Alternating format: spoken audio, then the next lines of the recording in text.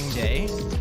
Just managed to finally get all of the taser and baton and pepper spray reports posted on our Patreon. So head over there and check that out. Take a minute to, consider supporting local journalism, because this is, it's a lot of work. And as I found when I got the materials, they were not completely redacted. And there was also stuff that I didn't feel like we needed to be sharing with the public, because let's face it, like, I don't want to dig up any trouble for people if they've been able to move past it in their lives, and it's more about examining what's happening in town. So I'm not going to talk about that too much today on this stream, because today we have on State Rep Ivy Vann for Hillsborough 24, and we're going to be talking a bit about the upcoming primary, sort of where she's at on her record,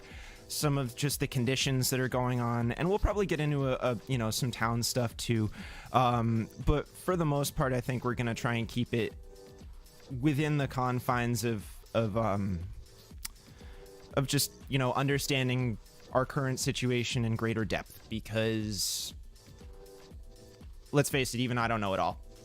Like, it's just what I deal with every day. I'm out here learning. So with that, I would like to bring on Ivy. So here we go. Ivy, how are you? Oh, I think you can unmute now. I'm good. Awesome. Yay. Yes, I'm unmuted now.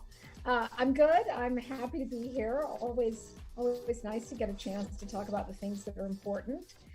So thanks for having me on. Hey, no problem. Yeah, it's been a while, over a year since we last did an interview together. So this is, and I suppose that was a little more narrowly focused on the zoning stuff. Although it certainly is a bit of a preamble to the current situation. You're facing a primary challenger this time around, Judy Furstenberg, who, after doing a little bit of research, she has recently left the GOP, very recently. She's running in the race for Hillsborough 24 now as a Democrat, challenging either you or Peter. And she is still listed as one of the co-chairs of the Peterborough Republicans. And for me, that, rather than getting into like discussing the specifics of that situation or how we feel about it or whatever, what I'd like to do is just go purely analytical and say, if this is sort of our reference point, can you sort of catch viewers who might not be as familiar with your record up on what you've been doing, what your positions are at the State House, what you're fighting for, and just maybe even some context on how things are working there and what it's like when you're actually in the system and making that sausage? Well, like all sausage making, it's messy. I'm finishing up my third term. We're going to have a session on Tuesday, June 30th, where we're going to try to finish up a little bit of work. We were stymied when we had our session 2 weeks ago because the Republican members declined to allow us to extend some due dates for work. The deal is that you have to finish your work by date X or it goes away. So we were hoping, because we've been closed down for almost 3 months, we were hoping to extend those dates so that we could take up bills that needed to be taken up. Some of them had to do with COVID, some of them had to do with other things. The GOP members voted as a block to make that impossible. In order to extend the dates, you have to have a 2/3 majority, and the Democrats don't have a 2/3 majority. We have a majority, but not a 2/3 majority. So it was disappointing. It was particularly disappointing to see The GOP coalition do things like vote not to allow us to take up the consent calendar. The consent calendar is bills that have come out of committee with unanimous bipartisan support or unanimous bipartisan, you know, we don't want it. So it's a 20-0 vote one way or the other, either up or down. They go in a hopper. We vote for all of them at once. And so you really can't find a group of bills that have more bipartisan support than the consent calendar. And typically what happens is we vote for the consent calendar and then, it's one vote and we're done. Any member can pull any bill off of the consent calendar if they feel like it needs more talking on the floor. But to kill the consent calendar outright over, I'm not quite sure what, I would be loath to offer speculation on why the Republican members of the House felt like that was the best way to handle the things. It was disappointing. It was really disappointing. There were a lot of good bills that we didn't get to take up because of that. Yeah. And just really quick, for anybody that might not know what a consent calendar is, can you just take like a hot second and explain that? Sure. So the consent calendar is the way, okay, let's go back and start and talk about how does a bill become law? Right. Yeah. So how a bill becomes law is somebody has a bright idea. So let's talk about a bill that I put in this year. I read in the New York Times last summer that New Hampshire was one of the last states in the union which still asked for race on applications for marriage licenses. And this goes back to the anti-miscegenation laws. It's racist, it's stupid, we don't need to do it. So, and we're one of very few states who still do that. So I called up the Office of Legislative Services. I sent them the New York Times article. I said, I would like to put in a bill that's going to tell New Hampshire to stop doing this. So they drafted a bill. The bill went to municipal and county government, which is a committee. Every bill goes to a committee, at least one committee. Some of them go to more than one, depending on whether there's overlapping issues. So that bill went to the city and county government committee, and it had a hearing. The committee was not sure what they wanted to do about it, but if they had all of them looked at the bill, all 20 of them, and said, oh, we definitely think that we would like to put this bill, we think this bill should be approved. Or if all 20 of them said, this is the dumbest bill ever, we don't think this should go anywhere, then they would vote inexpedient to legislate is what they vote. So they either vote for it or they vote inexpedient to legislate, which is usually referred to as ITL. So the bill at that point, if it's a 20-0 or a 19-1 vote coming out of committee, the chair will say to the committee, are we okay putting this on the consent calendar? And we all nod, yes, we're okay with that because we've agreed. We've all agreed it's either a good bill and we're all for it, or it's a bad bill and we're none of us for it. So the consent calendar is a list of every bill that comes out of every committee with a 19-1 or a 20-0 vote. They're listed individually in the calendar that we use to go through our business. They're printed on blue paper, so you can tell that they're the consent bills. And we vote on them as a block.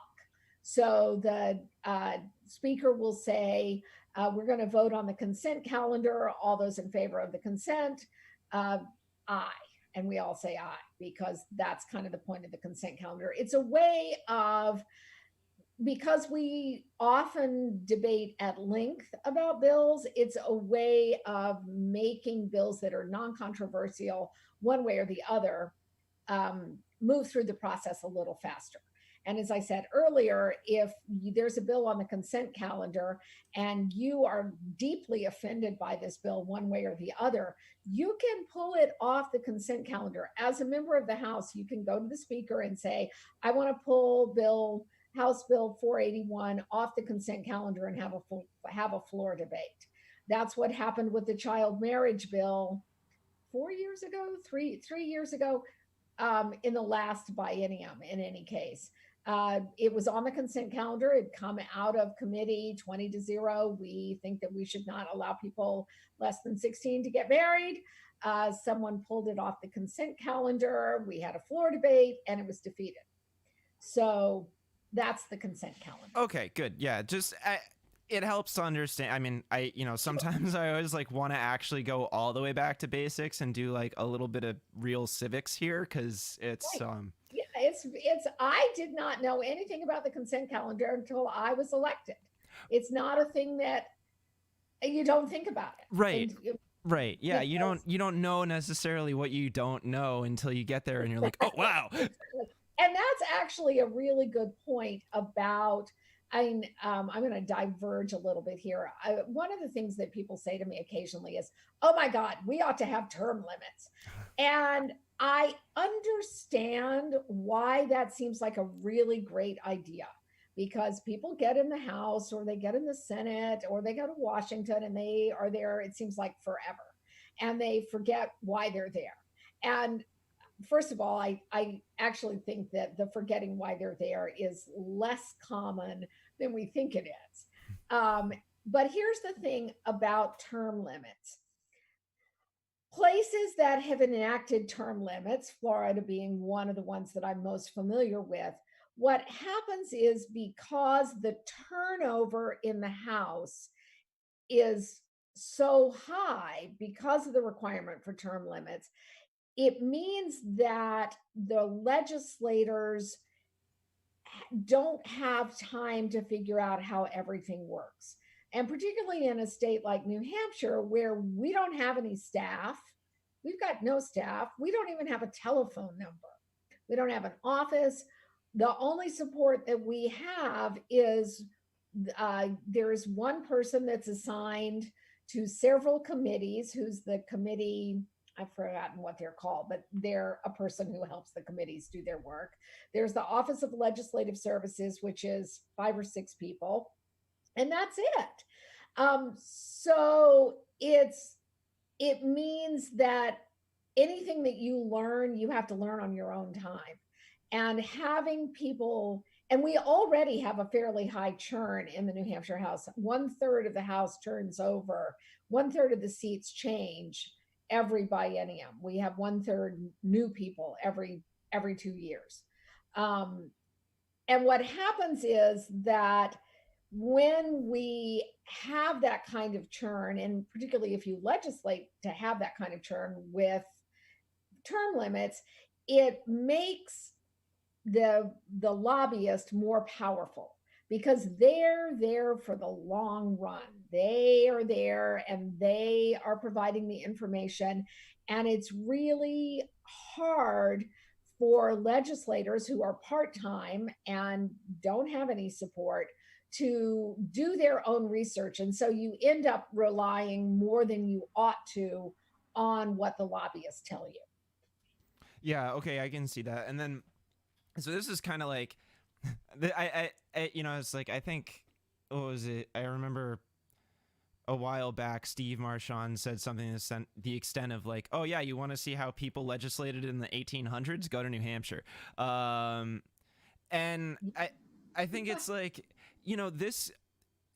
when I think about it, I'm like, yeah, okay, that might make sense 100 years ago, 120 years ago, when we didn't have such a massive amount of like technologically advanced corporations that have millions or billions of dollars that they can access to keep somebody who's not restricted by, voting in, it's like they get to do that job for 10, 15 years. So they get to really know how things work. And your point to like, everybody's confined to 2 years or and can get kicked out immediately. You're spending so much time campaigning and just trying to maintain your seat that you can't actually focus on doing the legislation. And even then, there's nothing that teaches you how to do that without yeah. Yeah, it's complicated and it's hard. And there are days when I feel like, oh my God, I don't work hard enough as a legislator. Because it is work and you need to keep track of things. And, you need to show up for the committee hearings where you want to speak. For example, I had a bill this year. I didn't get a notice telling me when my bill was going to be presented to the committee. I missed the date. I felt incredibly stupid. But that's how it works. Yeah, that's frustrating. And then I guess my next thing is how many of the people that are up there are independently wealthy? You know what I mean? Well, we skew old, rich, white, because that's the people who can put the time in. It's really hard to put the time in. I mean, we had a situation this winter where we had a couple of young mothers in the house, which is wonderful. And they're babysitting. This must have been at the beginning of the COVID. And their babysitting fell through. Their kids had to come to the house with them, and they were hanging out in the majority office. And I'm happy to have them there, but that's hard on those women. That's hard on them. And it's all like that. And there's not are there childcare services for that kind of thing? I mean, obviously this is right. So yeah. Nothing. Yeah. We get paid $100 a year to show up 2 or 3 or 4 days a week or 5 days a week. If you work on Peter Leishman, who's also one of Peterborough's reps and has been a rep for, oh Lord, I don't know how long Peter's been in the House, a long time. I've known Peter, as I said to you earlier, I've known Peter since he was the youngest selectman in Milford, New Hampshire's history. In the 1980s, I was a cub reporter at the Milford Cabinet. This is before you were born, Zach. I was a Carter, but it's okay. At the Milford, New Hampshire Cabinet, and Peter was a selectman, and he was a Republican in those days because that was when you could be a Republican, and not be pushed in a direction that maybe seemed inhumane. Let's put it that way. So Peter serves on the Finance Committee. He has a very powerful position on the Finance Committee, and he spends 5 days a week in the House when they're working on the budget. So he is really just sinking a serious amount of time in for, what was that, $100 a year? So you're talking minus taxes. Minus taxes. Okay, so literally you get paid cents a day. Pennies a day. Yeah. I get a check. For 3 terms, I've gotten a check from the New Hampshire House, from the New Hampshire government, for I think it's $183 when it comes to me after they've taken out taxes. I try to spend it on something that I can see. Yeah. So that I know. And then my first time I was elected, I bought a red handbag to carry all my stuff to up to the State House, and because I could. This is what I could afford with my my money went. Yeah. So I mean, I'm really happy that we're talking about this, because I think it's this is something that I hear a lot of people get really fired up about wanting to get into politics and wanting to do this whole thing. And I mean, look, people joke that politics is the state sport. You know what I mean? It's definitely ingrained in us here in New Hampshire. But I think there's a dimension of but you don't know how hard it is to actually work within the system that we've set up. And it's very hard. What I keep kind of going back to when I talk to, other friends that are activists or people involved is I'm like, well, we need to kind of figure out how to unite in a more working class kind of way to actually push on elected officials to change a lot of the laws and sort of system function that occurs up there, so that we can actually have a government that works for us.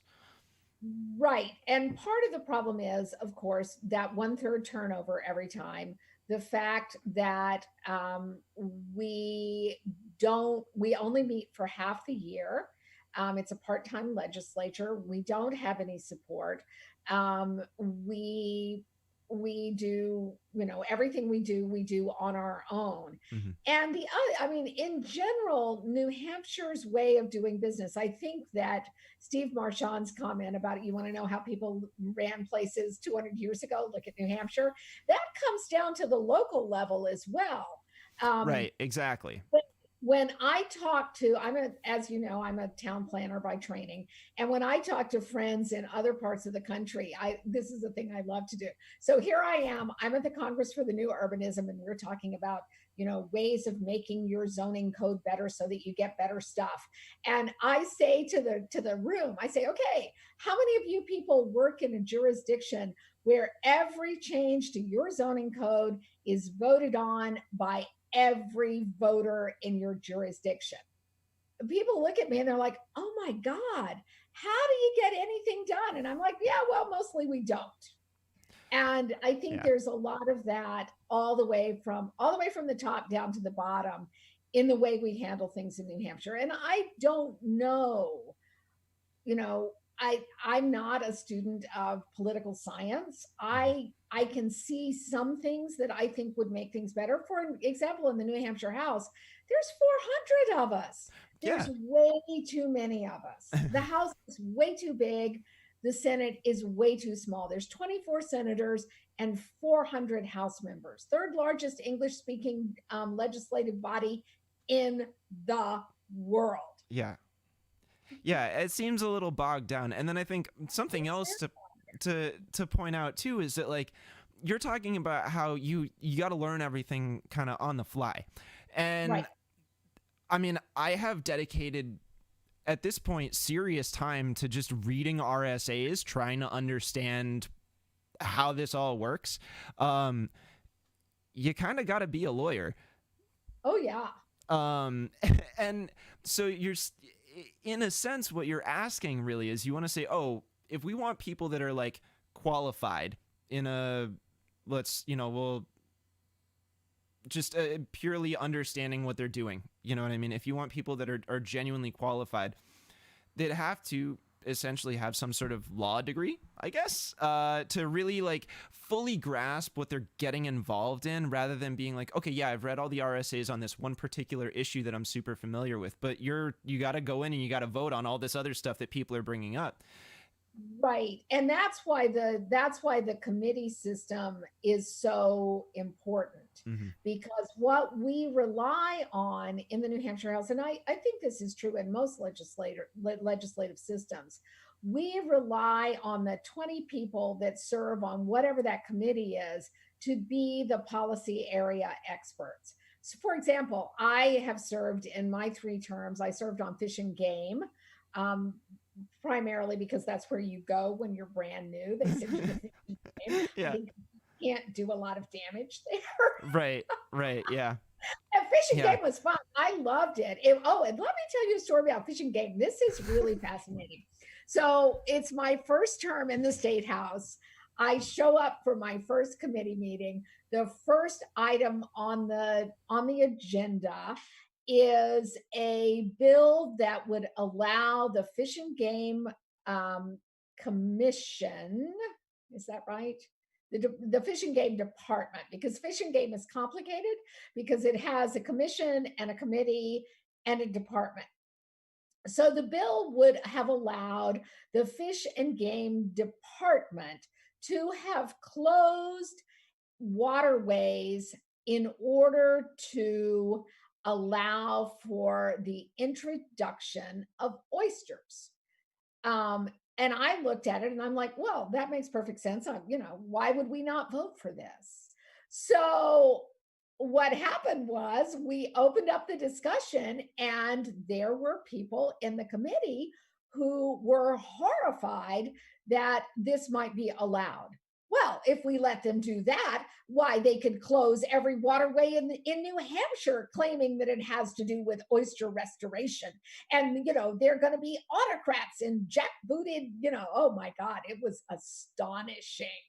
Um, and, and I'm like, okay, guys, uh, do you understand that to restore 1 acre of oyster bed costs $1 million? And they don't have that many millions of dollars to do this. They can maybe do 1 acre a year if they're lucky. And Right. and also that, oh, and also they were going to close, according to the people who were, hair was on fire, they could close a waterway and keep it closed forever, even though the bill clearly stated the waterway may remain closed until the oysters reach maturity. Well, it takes 7 years for oyster sprat to become edible bivalves. Right. So that's an end date. It looked Sure. really sensible and logical to me, but sense and logic was in short supply, let's say. The bill did pass, but Yeah. I was just very, very interested in how we instantly got into the government is trying to take over everything conversation about oyster beds. Right. Right. Yeah. Well, I mean, and I think that speaks to how, I guess maybe we in this state, like if we really want to have such a hands-on, like defunded government, I guess is, like, cause that's kind of what it sounds like it is really. Yeah. Um, if we want to do this, then we actually all need to there needs to be some sort of compensating public education program or sort of public service or like organizations that can help sort of spread that information to people to understand exactly how things really work so they know what they're doing when they get involved. Yeah, I think that's true. And, we've talked about that in the State House. And in fact, I think it was last year we had a bill that mandated civics as a high school, as a requirement for graduating from high school again. Yeah. It hadn't, I think it had sort of slid off. And we said, well, yeah, people actually need to do this. It's a really interesting problem, Zach, because part of the problem Carter, but it's is, okay. yeah, right. I was talking to Zach Green earlier Yeah, today. no, I'm sure Sorry. we're all like, yeah, we're all catching up like all day long with I everybody. know. So I So totally get whoever it. we talked to last. Yeah. So Yeah. Carter, uh, one of the issues is that right at this time in our history, we have a problem with an unwillingness to accept that someone may actually have more information on a topic than you have. And that maybe allowing them to make decisions or guide decisions isn't the worst thing ever. So, for Yeah. example, my second committee that I served on was transportation. And I got on transportation because, as you know, I am obsessed with street design. And I felt like Of that would be course. a really good place to like to do something about it. Right. It Yeah. turns out it's actually not the right place. The right place is Public Works and Highways, which is my current committee and where I hope I'll stay. So anyway, I got on the transportation committee and we were talking about a bill that would have allowed jurisdictions to declare various streets to be that the speed limit would be 20 miles an hour, which is part of a big campaign in the United States and actually worldwide called 20's Plenty.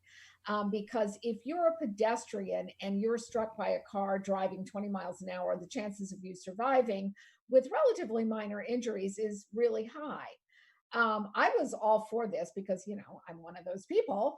And we got this this bill into my committee, and we were talking about it. And I brought in uh, a chart which shows the likelihood of death if you're struck by a car at various speed points. And the reason we had this bill is because there's actually an RSA that says that the state speed limit shall not be set at less than 30, I think it is, or maybe it's 25.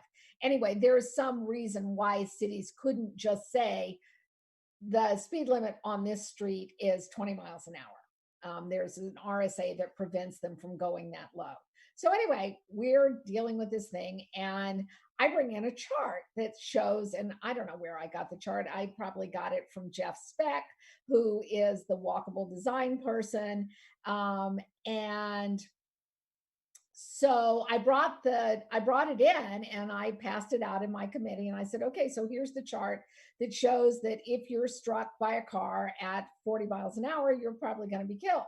Whereas at 20 miles an hour, you're not going to be killed.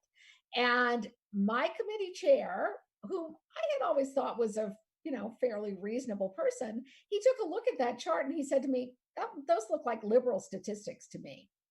And I'm like, okay, what am I going to do here? So anyhow, I like the idea of liberal statistics. That's kind of. Oh, you love that? Liberal statistics. Yeah, that's interesting. And not to say the data can't be skewed, obviously. Like, of course it can. Of course it can. But the data that I brought in, that data is available everywhere. The National Association of City Traffic Officials uses that same data. AASHTO, the American Association of State Highway Traffic Officials, they use that data. It's not some wacko new urbanist data. It's just data. Yeah. And I think anyway, unfortunately the bill died. Well, it was really disappointing. Yeah. And and I'm not entirely surprised, because it seems like the way I want to try and describe this if I can. We're really up against, as you pointed out, we're up against this sort of opinion versus like actual substantial proven materials. Well, and also people's experience. Right. If I am trying to figure out how to do a thing, I call people I know who have been doing that thing for a longer time. Sure. And I talk to them and I figure out what seems like the best way forward. I think that there's a sense in some places and over some issues where calling up people who have more experience is not seen as a reasonable way to make a decision. And I am not going to speculate on what that's about. Sure. I'm merely observing. Yeah.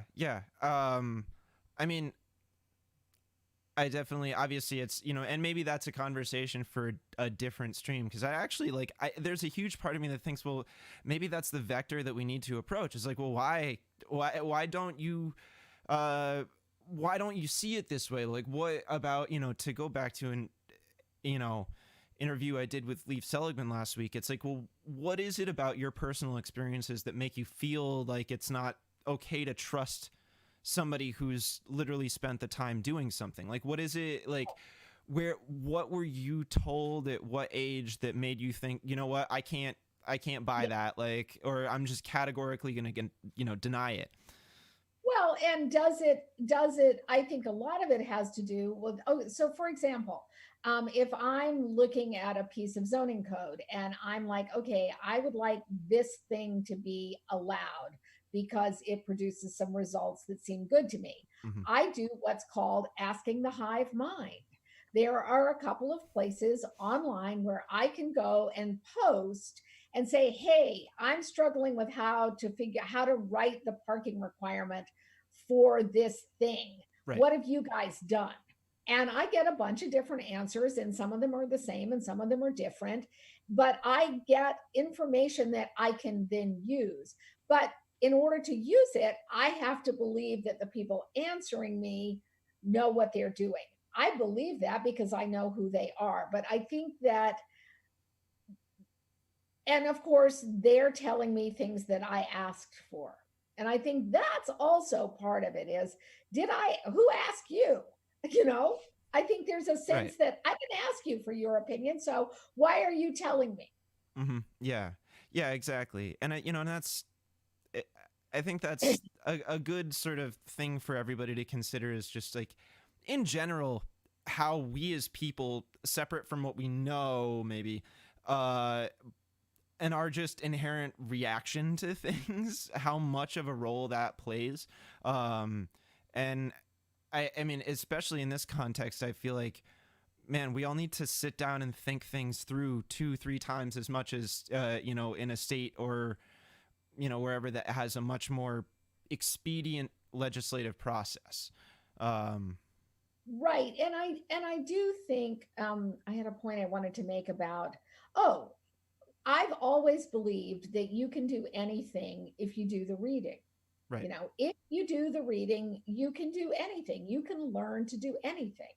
And that's the way I arrived in the world. Mhm. Is I believed that, and I still believe that. But I think that that belief, and I think part of it has to do with a fairly consistent discussion over the last 35 years that says that the schools are the problem, that the government is the problem, that the experts are the problem. I think that that has left us in this hole where it's hard for us to get out, because we can't take hold of the ladder of learning, to put it in a sort of Ponzi way. Mhm. We can't climb out of that hole using learning, because as a society, there are a lot of us who don't believe that the learning is the answer. And I don't know Yeah. what we do. Yeah. Well, I mean, the thing that strikes me, we've just sat here and we've talked a lot about how things work at the state house. We've talked about how limited you are in time, how limited you are in funds, how, you know, limited you are in so many different ways, right? And then we also talked about how lobbyists are not only paid well because they're working for private businesses that are in the millions and billions, right? Right? Um, Not so so much at the New Hampshire not State so House, much in but the New Hampshire state, but millions for sure. I would imagine yeah, you they probably get a have. decent salary. Yeah. Right. Well, and well, not necessarily the individuals, but I mean the industry that backs them Oh up, yeah. right? Absolutely. Oh yeah.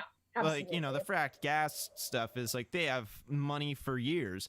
Um and it just sort of makes me think, like, okay, if it's this hard for our public officials and we're the ones that vote them in, right? Like, so you guys are basically like an extension of the public. Right. We're your hands. Right. So we're sending you up there. We're not really paying you to do it. We're asking you to deal with problems that are well beyond your expertise in many instances, and you have to rely on other people out there, like other legislators who are elected by their people, to be fully experts in those fields as well. And now you have to make sure that everyone is kind of like has their specialty and covers the spectrum. Now, if that's in almost like a voluntary type of a position, like, explain to me how those people are the problem when it sounds like what you're telling me is that, like, capitalism has forced the power into the hands of the lobbyists. So Yeah. if you've got a problem with the state, what you've got a problem with is the, like, obscene involvement of capital interests in the state itself, right? Like, it's co-opting our entire system and then turning it on its head and saying, well, the problem is your public officials. Like, no, then they're not our problem. No, and also this goes back to Ronald Reagan. I mean, St. Ronnie ran on the idea that government was the problem. And that has been a continual rallying cry. And I believe in good government. I think that representative democracy, as messy and difficult as it is a better system than almost anything else. I think that for whatever reason, and I do think that capitalism is a big part of it, and the corrupting influence of big money in politics, Not so much in the New Hampshire, in New Hampshire, although I do know that to run for a state Senate seat is several $100,000. That's how much it costs to run. So if you know that, you know that the that money has to come from somewhere. So you can be independently wealthy. You can be supported by a lot of small donors, which is what, that's the ideal. That's what we hope for.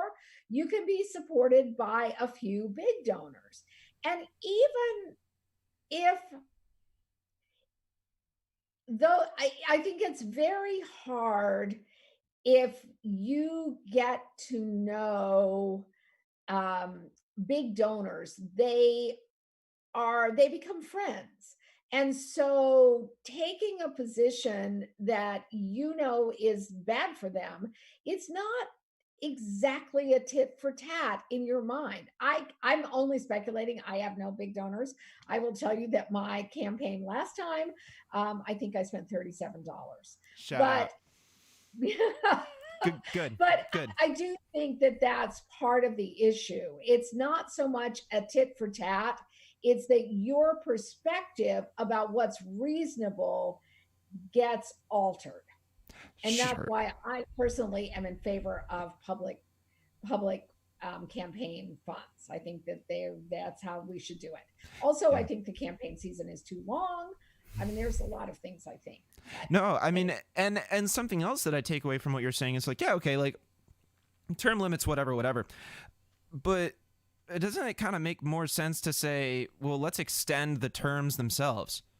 Yes. Like, And in New Hampshire, I think that's absolutely true. It's insane that everyone at the state house is up for reelection every 2 years. It's okay that the house is every 2 years. It's a pain in the neck, but I can see that because it's supposed to be a place where if you don't like your rep, you can do something about it right away.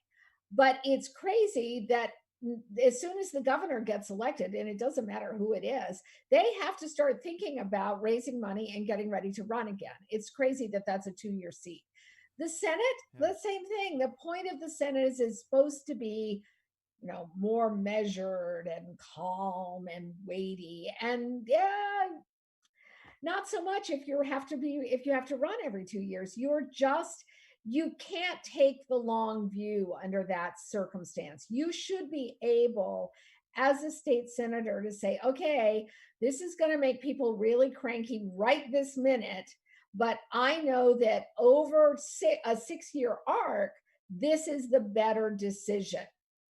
And I don't think anyone thinks, oh my gosh, I'm going to vote against this because if I vote for it, I'm going to get punished at the ballot box. I think there's actually very little of that, but I do think that it's hard knowing that you are going to have to go and get reelected in 6 months. I think it's harder to take a tough position. I think it would be better if the senators had a longer term and were able to take a longer view. Because then we're not all in the same place. Reps that's a pretty volatile legislative body, and I think that's correct. I just think it's unfortunate that the Senate is just as volatile, and the governor, that's just nuts. Yeah, no, I think that's a solid thread to follow right there. And so I guess I want to ask on a more local level, because if you look at the map, right, Hillsborough 24 is basically just Peterborough. Exactly, just Peterborough. So as the state rep for this town, like how are you feeling about the calls to defund police here? I mean, yesterday we had the stream where Zach and I we actually showed a clip of you talking about it and asking Chief Gennard a question. But I'm curious as to sort of where your thoughts are on that. You don't have to. I'm not necessarily asking you to take a hard line on anything, but I think it would be good for people to know where you're at. Okay, so here's where I am. I think that, particularly since 2001, I think that local police departments across the country have become more militarized. And we also know that police departments are a place where there's a strong threat, and I'm speaking generally for the entire country. There's a strong tendency, partly, I think, because of how we structure them. I think it's easy for people who have a more authoritarian view of the world and how it should be managed. I think police departments across the United States have become comfortable places for a more authoritarian mindset. And when I think about defunding the police, what I really think we should have called it was demilitarizing the police. It's because we're not talking about taking all of their money away. What we're talking about is, can we allocate this money in a way that promotes um, better health for our community? One of the great things that people have said as this conversation has been going on for the last 3 or 4 weeks is that if you look at wealthy white suburbs, what you see is that the percentage of the budget for the police is a smaller percentage than the budget for social services. And that's things like adequate housing and recreation and all of those things. And so when we talk about defunding the police, that's what I'm talking about. And as Sure. I said, I think demilitarizing would have been a better phrase. We know what this looks like. Camden, New Jersey is, of course, the famous example Right. because they disbanded their police department, became part of a county system, put a bunch of money into other places besides sort of militarizing the police, Mhm. and have gotten really great results. Sure. Now, something that I want to point out here is, I mean, what you just described is not at all happening in our community. By the numbers, we give the police department well over double what we give fire, and we have $0 for a public health budget in this town. Right. Now, what that says And to me is that we also take, if knowing that Chief Walker is both the chief public health official and the fire chief in town, that means that we're probably taking a lot of that health money, right? And we're lumping it into the fire budget. But if that's the case, that means that that number is now further divided. So in our community specifically, how do you respond to the fact that we literally have a $0 health line, like health budget line? I think that's problematic. I'd like to know how that plays out. I mean, what are we not doing? I think really the way to think about this is, instead, I think it's easy for us to think about dollars. And I think a better way to think about it is, what are we not doing that we ought to be doing? What are we not doing in welfare that we ought to be doing? What are we not doing in providing adequate housing that we're not doing? And think about it from that perspective um, first. Make a list of the things that would make this a better place and figure out where would that money come from, because as you know, we are constrained. And maybe one of the places it comes from, I mean, the question that I asked the chief was, how many of your calls could be handled by someone who's not carrying a gun? I Right. don't, how many? Right. Um, and if there are a significant number of calls that could be handled by someone not carrying a gun, then maybe we need someone to be that person who's not a policeman.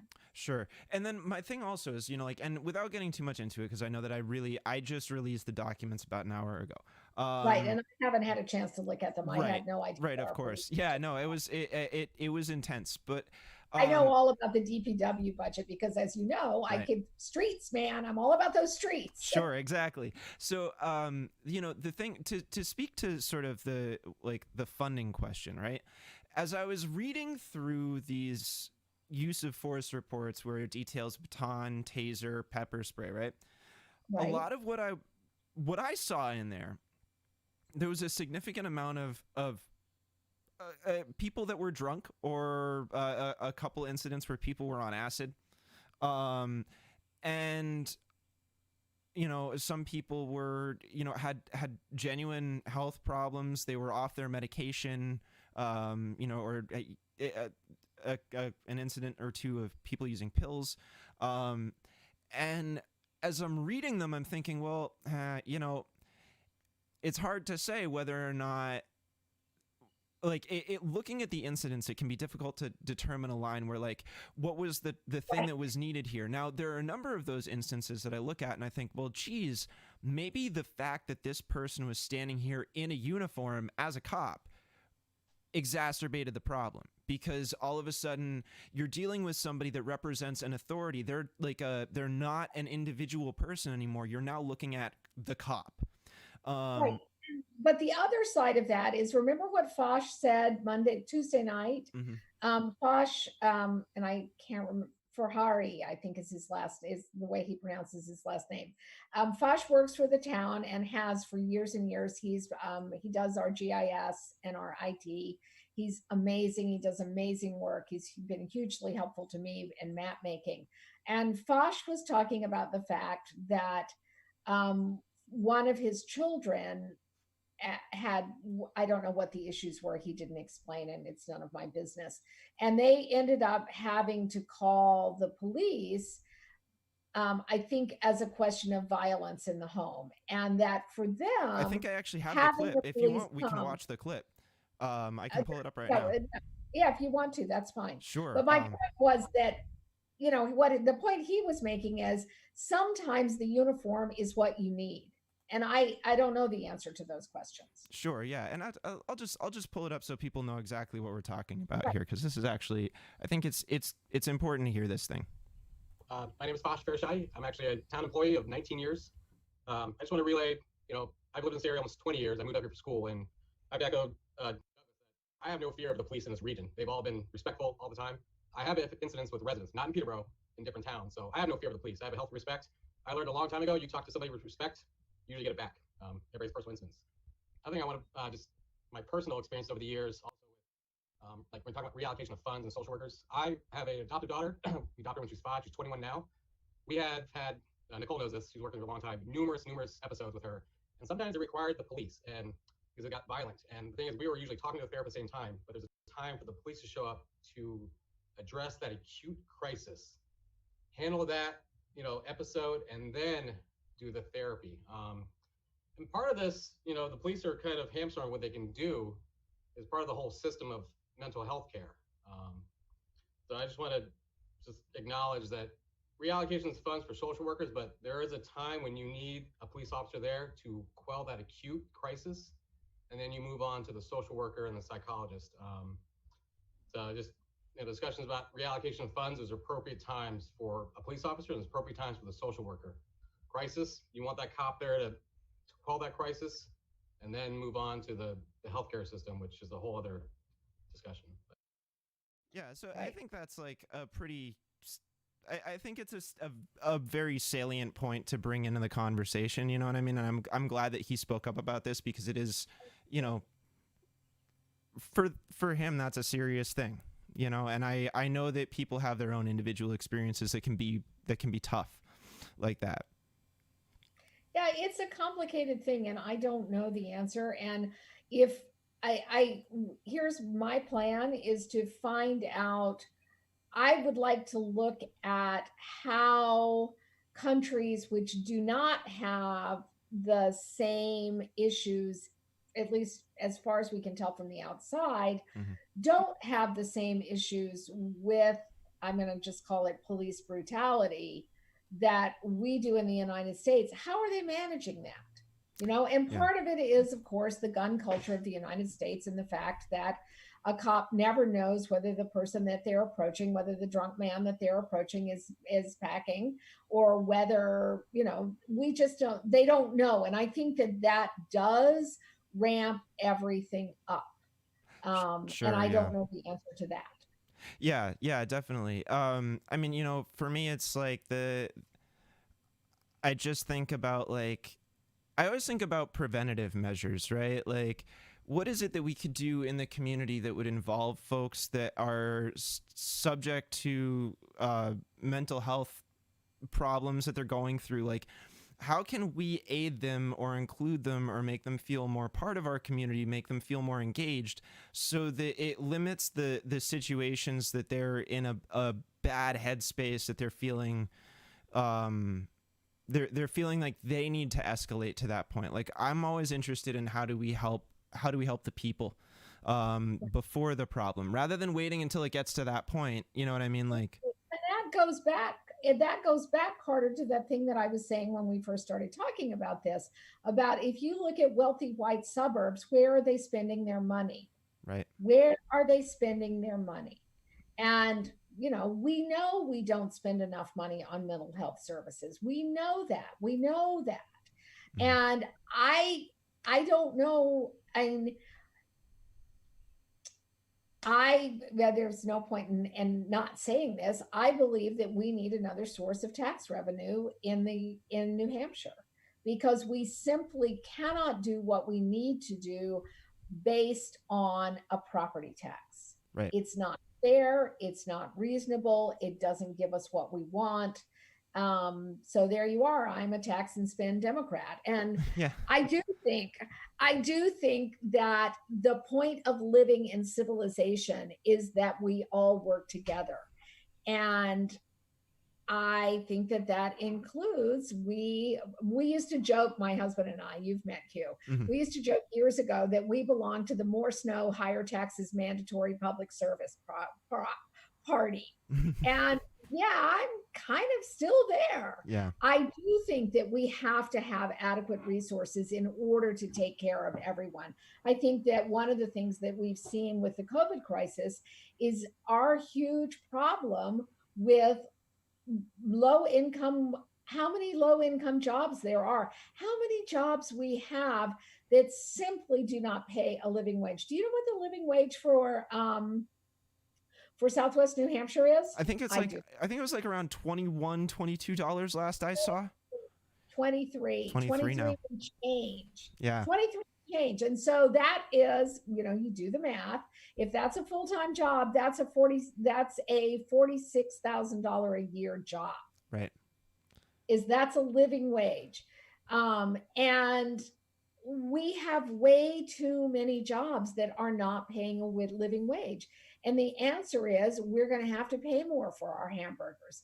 And there's not any other way around it. I mean, we can go on as we are, but this is how you get revolutions. You want a revolution? This is how you get a revolution. Yeah. It's too many people struggling for too long. And I have there's part of me, as I've spoken more with younger people that are getting involved in this, especially in this area, it seems like a lot of, for my generation, I can safely say that I was not reading Marx or Kropotkin or anybody like that in high school. I just didn't. But I'm talking to kids these days that they know who these people are. You know what I mean? And not only do they know who they are, they know what they said. And right. When I think about that, I think, okay, this is the next step, is to help. I mean, I always, I really hate the metaphor of waking to something.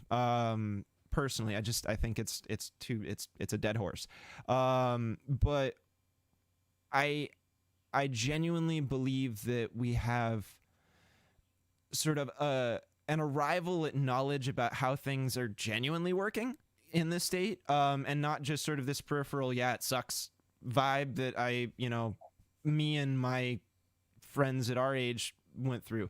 And I think there's a lot to be said for us not even necessarily being able to tell, because there wasn't anything egging us on to question sort of like that liberal elite perspective of like the compromised nature of our government, the sort of like institutional way that both Democrats and Republicans in this state have kind of held a certain type of status quo, where, you know, and I think the pledge, in my opinion, is a perfect example of this, where you've got people from both sides that just kind of sign the dotted line, and they don't sign the pledge. And I'm not going to, because I have just said I believe we need another source of income. I believe Thomas Piketty, the economist, talks a lot about the concentration of wealth. We have an enormous concentration of wealth problem. I mean, there's no secret that I supported Elizabeth Warren. And one of the reasons that I supported Elizabeth Warren was she was explicit about how impossible it is for us to make progress when so much of the money is held by so few people. Yeah. No, I know exactly what you mean. And I mean, that was, I mean, granted, I was a Sanders supporter throughout, but, and that's fine. We can support different people, and that's what democracy is, you know? But again, it was for a lot of the same reasons that, you know, we really handle populism in this state, like, and in this country, like it's this really spiky thing, you know what I mean? Like, don't touch it, careful, it'll go out of control.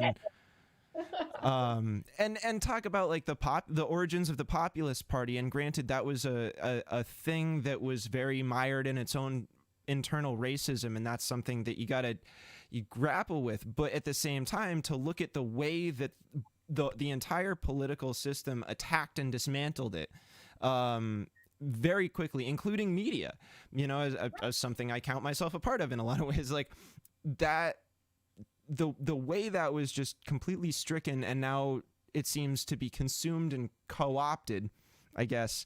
Well, one of the things that I think about a lot is that, as a former history teacher, I look at where we are now, and what I see is the Gilded Age, the railroad barons, the coal barons, which was a time, again, in our history when we allowed wealth to be concentrated. When people talk about, oh, well, you know, I'd like to go back to the 50s because everything was wonderful. Well, yeah, me too, because you know what the top tax rate was in the 1950s? 95%. 95%. Yeah, exactly. There's no surprise that we were able to build things and do things and have really great public universities because we did not allow the concentration of wealth that we've allowed now. Because, and you know what I think about is, okay, so you've got $5 billion. If you spent, I don't know how much you would have to spend every day to spend that money. And that's the thing, is part of the problem with allowing a concentration of wealth is not only are we starving our functions, the people who have that wealth can't even spend it and send it out into the economy.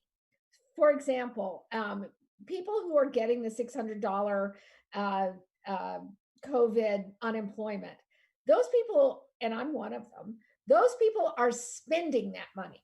Right. They're spending that money. When you let people further down the economic ladder have more money, they spend it. And that money feeds your economy, it feeds your neighborhoods, it keeps your restaurants open. Mm-hmm. Whereas concentrating money at the top, even with the best will in the world, that money just is sitting there. It's not doing anything. Yeah, it's just hanging out in a bank account. And meanwhile, you know, I can't remember what the exact figure was. I want to say it was around like 17% or something like that. Poverty fell 17% through April and May.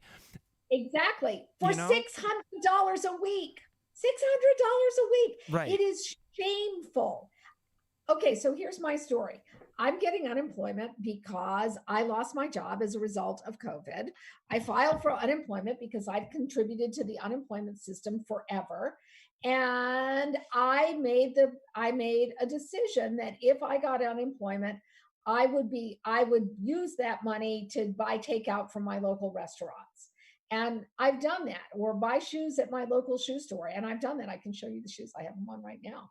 And I think that, and this is the first time since my oldest child was born, and he is old, he's as old as you are. Yep. And since my first child was born, that I am receiving a payment which is pretty close to a living wage. It's not a living wage, but it's getting there.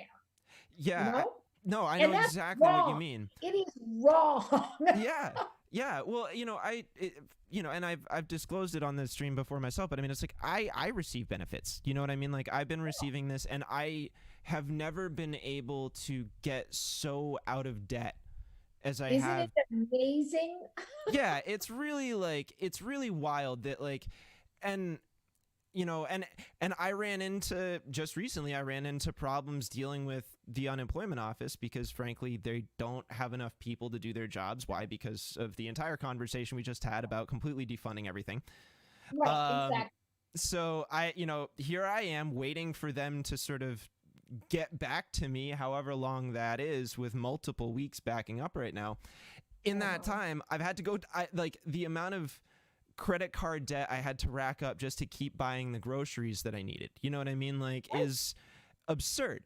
And when I think about it, it's like I've never made so much money as I have during this time. And I think when you see a poverty rate fall by 17%, and you hear people like us who are receiving that money and say, yeah, we're paying off our debt, we're going out and we're spending it, like, we're getting, like, I was finally able to get some, like, new appliances that were broken in my apartment, you know what I mean? Like, I was able to actually reinvest money into the economy, which is, yeah, again, it's like, if you look at what do poor people do with their money, they go out and they spend it. Why? Because they have a whole bunch of stuff that they needed to buy a while ago, or they needed to spend their money on a while ago. So it disappears the moment you get it. And I think it's like, to me, there's nothing to take away from this other than we need UBI or something like that. A big argument for the universal basic income. Yeah. I think that the experiment that we have had over the last 3 months makes a good case for the universal basic income. And of course, the other thing, of course, that people are saying is, well, people won't go back to work because they're getting more on unemployment that they were getting paid. That's not a problem of unemployment payments. That's a problem of wages. Right. Yeah. And I've said it before. I'm like, I'm happy to go back. Like, I would love to go back to work if I get paid. Like, just pay me enough to keep going. You know what I mean? Yeah, I think that's. It's analogous to 4 years ago when we were working with the overlay zone that we lost last year, TNOZ2. We had a steering committee, and it had representatives from various local corporations, who shall remain nameless because it's not really their fault. They're there, and they're talking about how they can't hire people because the people can't find any place to live. Mm-hmm. And I said, so what are you paying people? And they said, well, we're paying them $11 an hour. And I'm like, okay, let's run those numbers. You're paying them $11 an hour. So over the course of a year, that's $22,000 at a full-time job. That's $22,000. If you figure that you're supposed to spend 1/3 of your income on housing, that means that you are spending $7,000 a year, more or less, on housing. That's how much you should have to spend. So stay with me. Yeah. So that's $7,000 a year. You divide 7,000 by 12 months, and you can't find any place to live that way because it's impossible to produce housing that rents for that low. Actually, I'm kind of curious. I've forgotten exactly what that number is. Let's figure out what that just number is. So classic Ivy, just busting out the calculator on the stream. I love the calculator, as you know. That means that you are spending $583 and change on housing, and if you're earning $11 an hour. And now, so when you say that, does that, just to humor it, does that also include like your utilities? Well, it should, but what we talk about now as planners is that when you talk about housing, you have to talk about housing and transportation together. Mm-hmm. So you got the $583 a month that you can afford to spend on an apartment, but you also, out of that 583, you have to have a functioning automobile. Right, because we don't have walkable environments. Yeah. Yeah, and so let's since I got the calculator out, let's do this. So the developer rule of thumb for producing housing is that for every dollar I can get a month for this place, I can invest $100 in creating it. So if I'm getting $583 a month for this apartment, that means that I can spend 583 times 100. I can spend $58,000 creating that apartment. Mm-hmm. I can't do that. You cannot create a place for people to live, even if it's only 500 square feet. You cannot do it. Labor, materials, the regulatory environment, the cost of land, all of those things mean that you can't create housing no matter how much you want to, that a person making $11 an hour can afford. You just can't. So correct me if I'm wrong here, but it sounds like what you might want to do is, and this is going to sound really like conservative of me, but deregulate it. Right? Deregulate what? The housing law, right? Like, so, or zoning law, to, in a sense. Yeah, actually, I mean, we talk about that a lot in the circles that I travel in. You know, we've all joked about the fact that actually, in a lot of ways, zoning doesn't make things better. Right. Zoning was created, the Euclid versus Ambler Realty versus the city of Euclid is the law case that establishes zoning as a legal right, Mm-hmm. as a police power that a jurisdiction can use. Yeah. And it has to do with health and welfare. Although I will tell you, I went and read the Ambler decision this spring because I'm studying to take the qualifying exam. And so I went and read a lot of these law decisions. Oh my God, the Ambler decision talks about the noxiousness of apartment buildings and how they should not be allowed in single family neighborhoods. I'm like, oh my God, I'm going to hold my breath until I turn blue. I can't believe this. So yeah, we've talked about the fact as planners that, well, maybe we should just give up and let the building code, which manages life safety issues, take over. And the building code says how far apart the buildings can be in order to provide light and air and to be fireproof and all of that. So if we just let the building code deal, what would we get? I mean, we might not get what we want, but I'm not so sure some days that we wouldn't be better off. Well, isn't that an argument for maintaining planning boards then?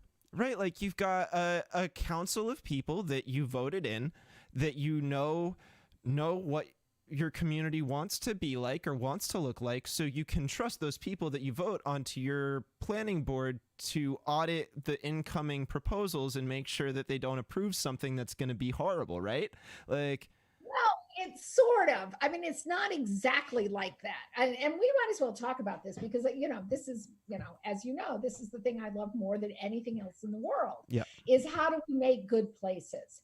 And so one of the things that I talk about a lot is that if you looked at master plans or comprehensive plans, which are the thing that tells your planning board what kind of zoning proposals should you propose to your town. The comp plan, or as we call it in New Hampshire, the master plan, says things like, we want a walkable, lively downtown. We want all the housing choice so that people who work in our town can afford to live here. We want to support bicycle and pedestrian infrastructure so that not everyone has to rely on a car. We want our place to be complete, compact, connected, convivial, and something else. and we want to protect the rural district. They all say pretty much the same thing. And the purpose of that document, which you make with the input of as many people as you can get to participate, and particularly the vision chapter, which is where all of that stuff I just said lives, that is supposed to be the guiding document for the creation of zoning. So if your comp plan says we want housing choice, then as a planning board, you propose legislation that will allow housing choice. So instead of saying we're going to have only single family houses here and the lots have to be an acre or a half acre, you might say, okay, we would like some more choice. So we are going to say that up to 4 units on a lot, because that's what the Federal Housing Administration regards as a single family house, by the way, is a 4 unit. Anything up to 4 units, 1 to 4 is a house. You get a beige mortgage for anything up to 4 units. Okay. So you've taken the information that the town gave you in the creation of the master plan, and you have proposed legislation that will allow that to happen. Now, in a perfect world, the town says, yes, we do want housing choice, and we're going to vote for zoning code that will permit housing choice. And that legislation gets adopted, proposals come to the planning board, and if they meet the requirements of the zoning code, the lots have to be X size, the lot coverage has to be X%. If they meet them, then we approve them. And that's the thing that people don't understand, is that if a proposal comes in and it meets the requirement of the code, the planning board is obligated to approve it. That's the purpose of the code. It tells the planning board what to do. We can nudge, we can say we'd rather, we can write code that requests things like front porches, which Peterborough has code that does that. Yep.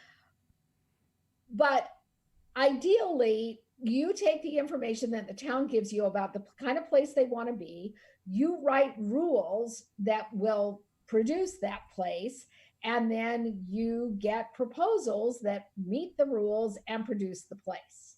Okay. That's how it's supposed to work. Yeah, no, and that makes sense. And what I think, I'm glad that you just brought that up, because in a way, by me asking that question or posing that, right, there's part of me that says, well, yeah, maybe I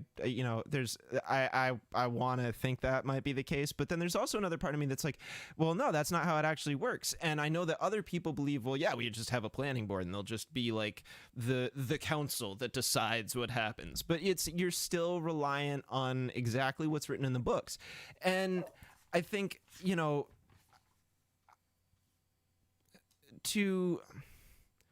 we're sort of coming up on the end of the show here. And so I want to I think this is a good time to sort of wrap things back around to the primary race.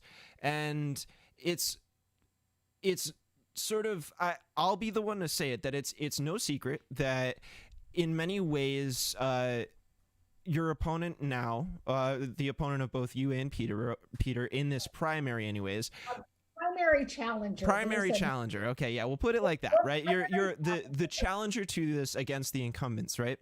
The first public seat that person held was very much so sort of a campaign to represent people in town that felt like the code that you had put up was offensive to them in whatever way, or that you were being offensive in whatever way. I don't, I won't speculate too much on anybody's.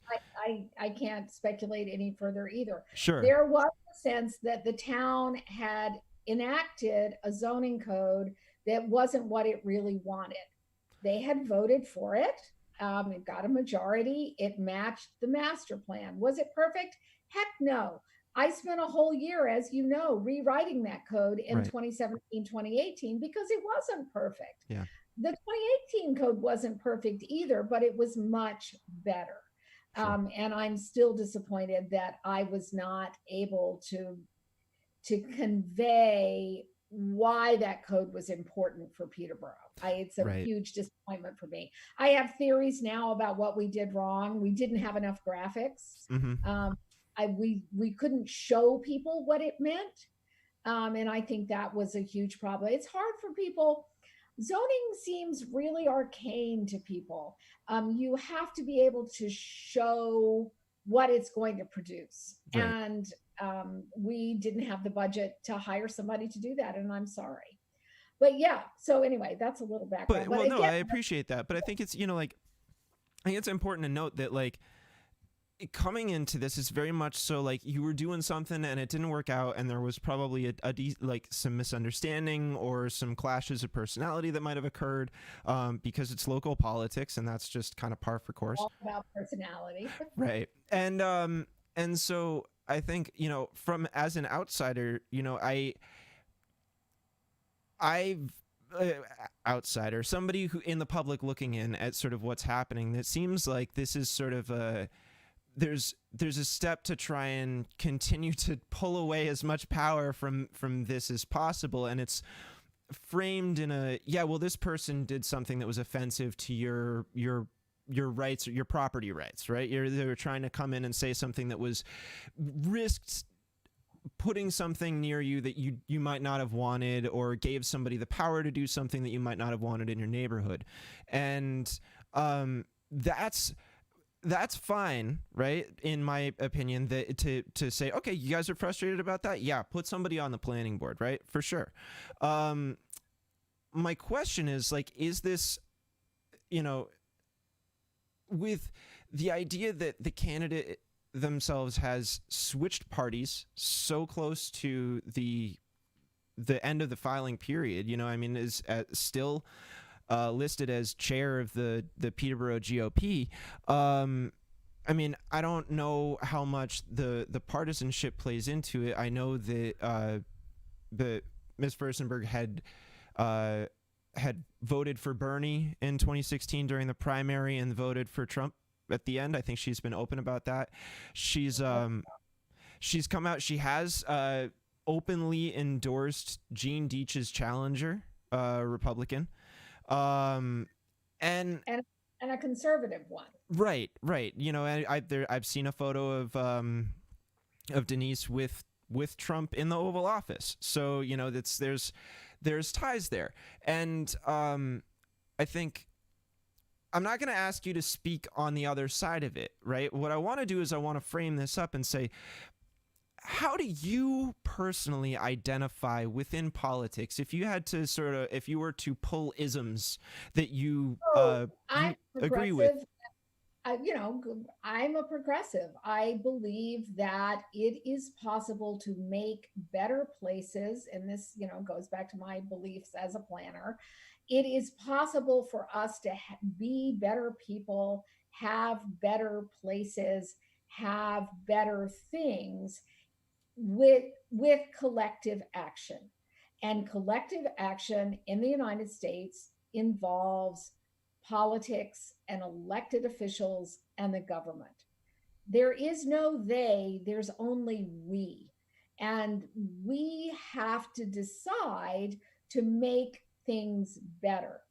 And I think that we make things better the more we act collectively. I don't think it's any doubt, any surprise in anybody's mind that wage stagnation and the growth of low income wages go hand in hand with the decreasing power of unions.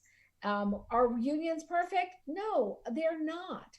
But they're a way for a group of people to act collectively in a way that a single person cannot. And I think that's true across the board. We have to act collectively in order to make things better. And if we're not here to make things better, then what are we doing? Well put. I mean, for anybody who watches the channel, they'll know that I completely agree with that sentiment. And I think, it's here's a piece of history about me, Carter. every Tuesday for 11 years, I cooked dinner for whoever came in the door at a free supper. Mm-hmm. And I believe that that's the kind of, and I was privileged to be able to do that. I was able to do that because I could arrange my work schedule to do that. That was a privilege to be able to do that. But because I was able to do that, I needed to do that. Right. And I think that's sort of my philosophy. If you are able to make things better, then you are required by the oxygen that you breathe to try to do so. I could not agree more with that. Personally, I just like on a base level, I think that's it. I mean, like, and this is what we hear in the national movement constantly, calls for white people to utilize their privilege to do the right thing. For wealthy people, use your privilege to do the right thing. Any position that you got, any little bit of extra that you can work with, any ground that you stand on, find a way to kick it back and help everybody else along. So I think that's a really great way to sort of frame you within the context of the State House and where you're at platform wise and what people can expect from you as they go into the primaries this year. So and actually, would you care to share the dates with everybody here? I could do it, but I always like it when public officials get a chance to sort of encourage people to go out and vote. Oh, I don't know what the date of the primary is. I'm shocked to say that. It's in September sometime. Sure. There's a primary in September. You are able to vote absentee. People, the town clerk and the state is urging people to vote absentee because we are still dealing with a virus. And you can apply for a ballot. I think that you can call the townhouse. I've posted it. I'm really embarrassed. I keep posting this information, but apparently I did not read it. But I know that you can look on the townhouse, on the Peterborough website and find out how to get an absentee ballot. And Sure. I urge you to do so. And then the election is in November. Right. So if I win my primary, I'll be on the ballot in November. I'm up for re-election to the Peterborough Planning Board. And that one, I actually do know when it is July 14th. And again, they are urging us all to vote absentee for July 14th. And again, you can get that ballot by contacting the town clerk. Sure, exactly. And actually, fortunately, I have that. I can pull it up for everybody. Thank you. I'm so embarrassed. No, it's totally okay. It's, I think it's funny because it actually, in a way, I'm glad it happened because it shows us just how much we actually need to pay attention to what's coming down the pipe at us. It's like, it's really easy to say, oh yeah, everybody, we got to go remember. And then even I don't have the dates necessarily committed to memory. And that's like, that should be a dead giveaway. Right. How complicated the whole process is. Yeah, right, exactly. And so here we go. We've got this is for the town election coming up. Everything is sort of scheduled. We have the ballot session elections. Again, there's also all of these details are here. I'll put the link in the description after the stream too, so everybody can follow up on it and get this here. And we'll just keep sort of sharing all that information. As Ivy said, New Hampshire has their primaries, like state level primaries. We do ours like super late. Like we do them very, very late. Very late. And I mean, and this is anybody that's had to go through that process knows that like the primary happens and then it's like, instantly, rubber hits the road because you've got maybe 2 months before the actual election. You don't even have 2 months. It's less than 2 months between the primary and the general. Yeah. And then you have, so you're spending all of this time sort of like, arguing with your own team in a way.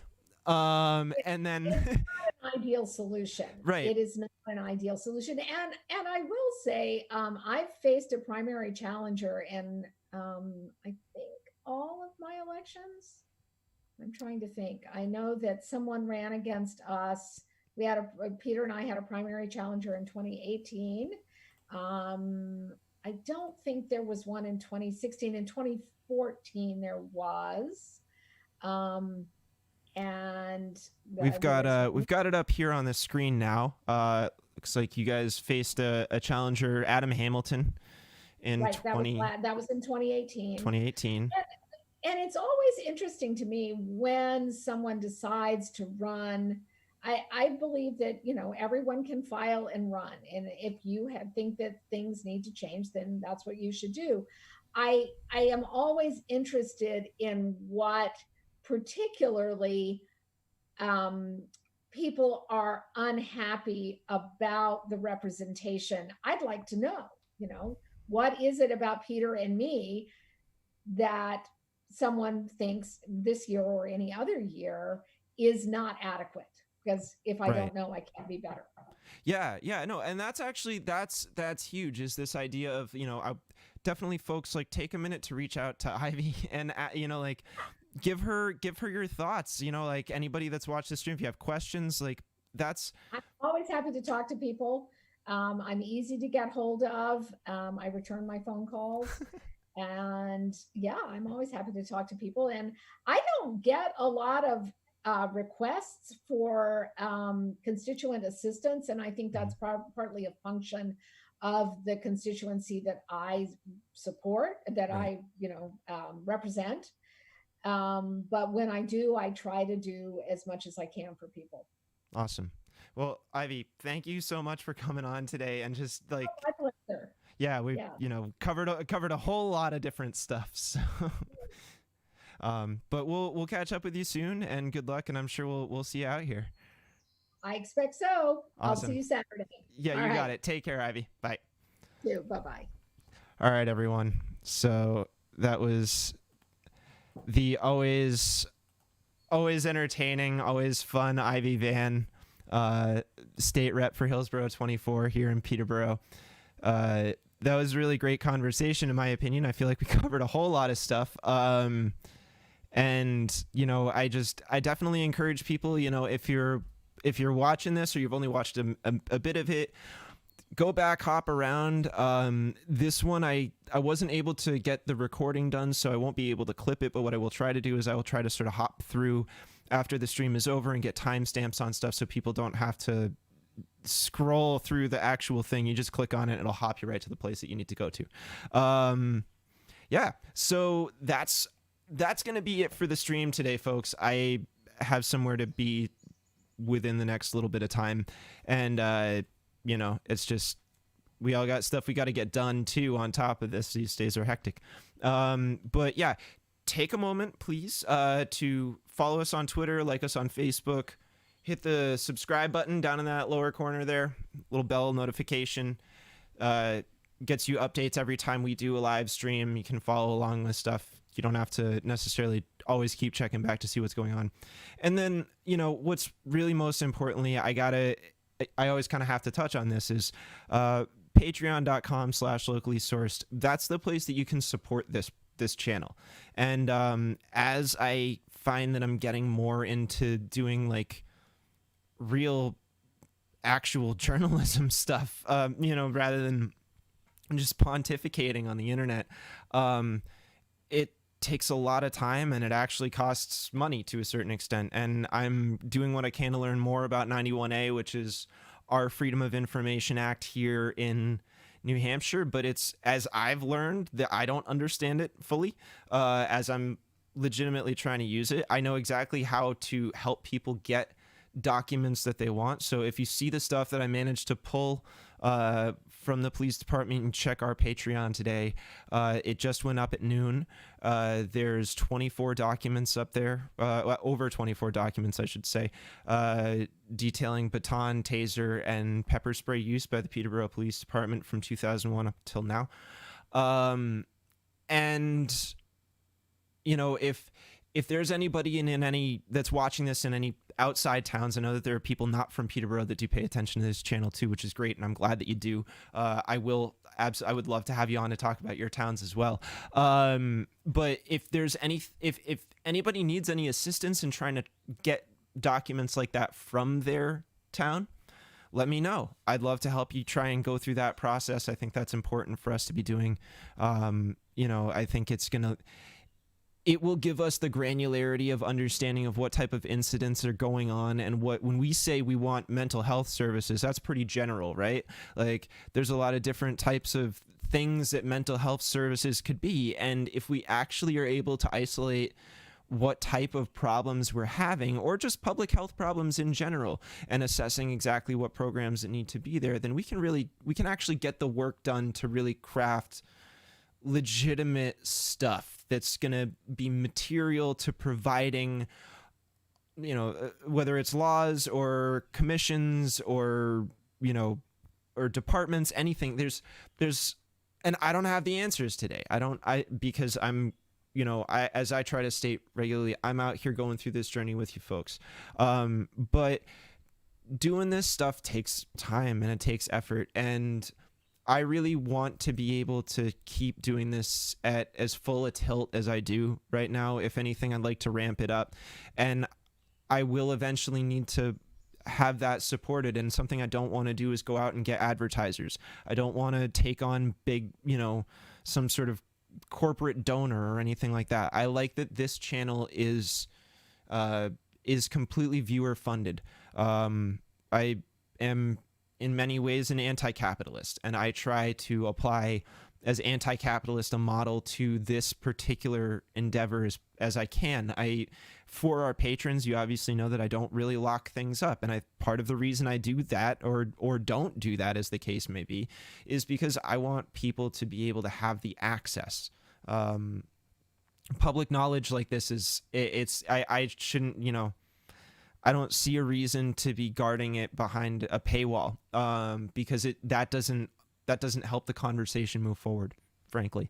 So if that type of approach to doing the work is something that you care about, it's something that you want to see keep happening, please, I encourage you to just head over to our Patreon, again, patreon.com/locally sourced right there, and consider giving $5 a month, something like that. Low amount. It's not the same type of subscription fee that you'd pay for the paper or anything like that, but it does go a long way.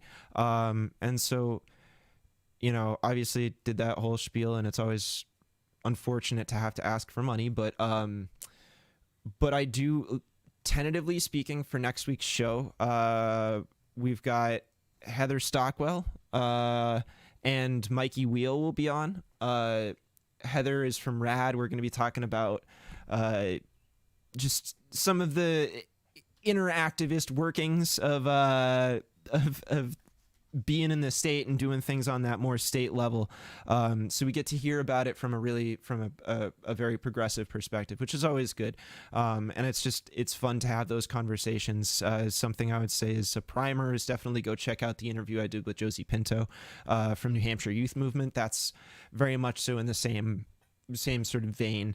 And then for anybody who doesn't know Mike Wheel, he's an old friend of mine from high school. We've been catching up lately, and he's actually going to come on. He's been working as a job recruiter for the past number of years, and he's going to sort of help share some tips with folks to deal with getting back into the workforce if you're kind of hamstrung, if you're having problems with unemployment, if you know that your benefits are going to expire, if there's anything going on there, and you're trying to make something happen. Mike and I are going to talk a little bit about just sort of the types of things that you can do to get yourself better oriented for your skill set, for your knowledge set, to get back interacting with that workforce. As you know, and as we continue to build solidarity, and we'll probably talk about some good movies and TV shows to get through a pandemic too. So yeah, next week's gonna be good. I'm feeling pretty solid about it. So, all right, folks, thanks so much for tuning in, and I will be catching you guys soon. Take care, okay?